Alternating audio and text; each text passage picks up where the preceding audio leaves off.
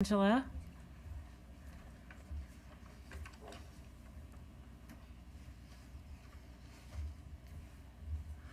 I'm going to ask us each to just take a deep breath because this is really heavy and painful for me.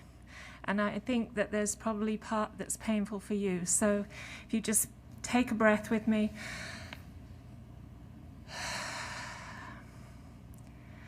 And now I'll try and find the words. It's incorrect to say there's a mandate from our disability community. There were many people boycotted the process that went on because we knew the questions that would be asked. We'd already given you our stories, our lives, our answers, our truths. I need every one of you to know that you manage this current situation by the busing and segregation of children all over the city. And disproportionately, that is children of colour, because more privileged people like myself figure out a way to fight for a place nearer their home. But many children of colour are still on buses going across our city.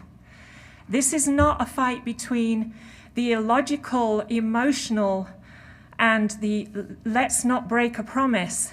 This is a time for us to think about the last 2 years. This is a time for us to think about Black Lives Matter, the disruption of COVID, and grow some courage.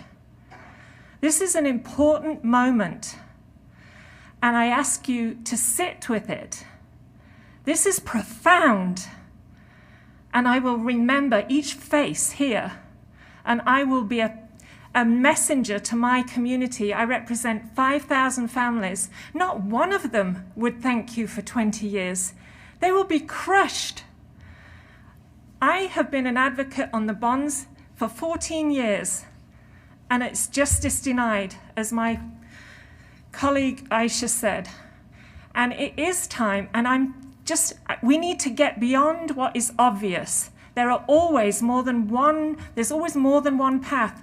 People with disabilities are so creative. They have taught me so much. They find ways to do things that we would just say were impossible, constantly.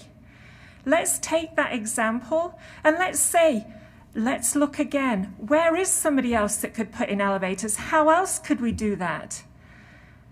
This is a big moment, and I want to be out fighting for that bond with you like I fought last time, like my son at the end of the last bond video. I hope you all saw it, that young people made, said finish it in the next bond. We are the largest minority in the country. Let us be with you. Let us link arms and figure this out. Let's not just come, and there are good people that did the ADA plan, finally did an ADA plan after so many years of not having one.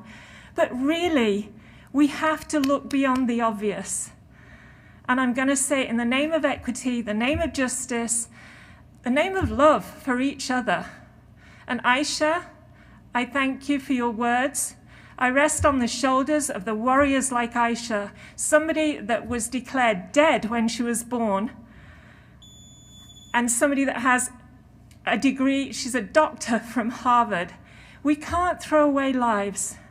So I apologize for being as emotional, but believe me, the choice of missing a deadline versus speaking to 20 years, I know which one you need to choose, and I'm praying to God and to all the powers that be that you can see beyond some of the challenges